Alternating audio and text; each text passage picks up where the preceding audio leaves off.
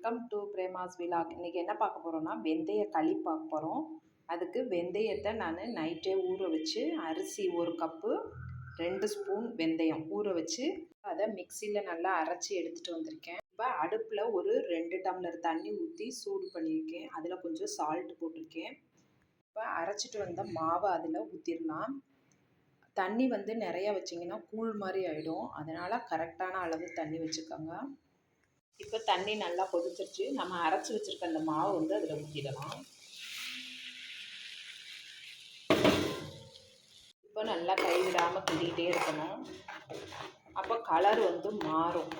அது பார்த்தாலே தெரிஞ்சிடும். இல்லைன்னா தண்ணியில் தொட்டுட்டு இது மேலே வச்சு பார்த்தோன்னா கையில் ஒட்டாது. அப்போ வெந்துருச்சுன்னு அர்த்தம்.